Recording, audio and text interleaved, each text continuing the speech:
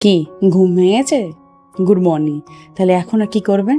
একটা কড়া করে চা খাবেন তো, দুধ দিয়ে চিনি দিয়ে বেশ করে একটা কড়া চা, তাহলে ঘুমটাই ভাঙবে না। তারপরে আপনি একটু ব্রেকফাস্টও করবেন একটু হেভি করে, ব্যাস তারপরেই অম্বল অথবা চা খাওয়া কিছুক্ষণ পরে আপনার বেশ অম্বল হয়ে যায়, আর আপনার অনেক সময় ব্রেকফাস্ট করতেও ইচ্ছা করে না। তা আজ একটু রুটিনটা চেঞ্জ করলে হয় না? যদি এই অম্বলটা থেকে একটু রেহাই পাওয়া যায়, চলুন করি। আমি ডায়েটিশিয়ান দেবারতী আপনাদের স্বাগত জানাই আমার চ্যানেল খাদ্য রহস্যতে। আজকে রুটিনে একটু পরিবর্তন করা যাক, যাতে এই অম্বলের সমস্যার আমাদের না হয়ে থাকে।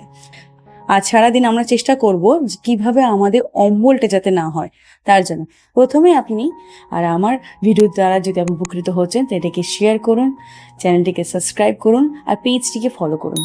আপনি যে কাজটা করবেন সেটা হচ্ছে এই মৌরির জলটা খাবেন। হ্যাঁ, রাতে ভিজে রাখতে ভুলে গেলে আপনি এখন এটা প্যানের মধ্যে একটু মুড়ি দিয়ে ফুটিয়ে নিন এবং ঠান্ডা করে এটা খান। পারলে রাতে ভিজিয়ে রাখতে পারেন। এটা সারা দিনের জন্য আপনার পক্ষে ভীষণ উপকারী হবে।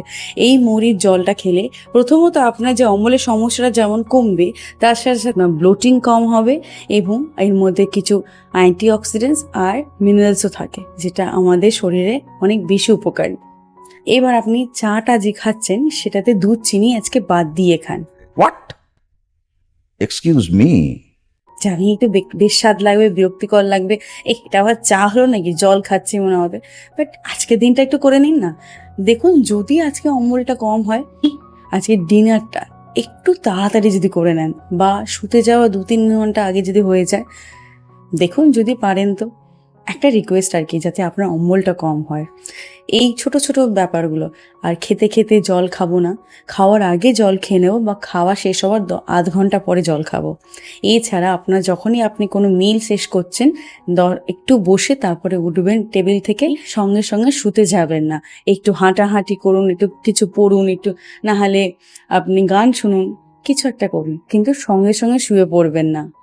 আচ্ছা, এই মুড়ি জলটা কি খাবার পরেও খাওয়া যায়? হ্যাঁ, অবশ্যই। আপনি অ্যাসিডের ওষুধ খাওয়ার থেকে আপনি মুড়ির জল খান, যদি আপনি হেভি লাঞ্চ বা ডিনার করে ফেলেছেন, এতেও কিন্তু অনেক বেশি উপকারী হয়ে থাকে। তাহলে আশা করি আজকের দিনটা আপনি একটু অন্যরকম করে কাটাবেন। কি কাটাবেন তো? চেষ্টা করুন আপনার খাবারের মধ্যে যেন বেশি করে ফাইবারযুক্ত খাবার থাকে, বেশি করে শাক সবজি, এগুলো যেন একটু বেশি করে খান। তাহলে কিন্তু অম্বলটা একটু আজকে কমই হবে।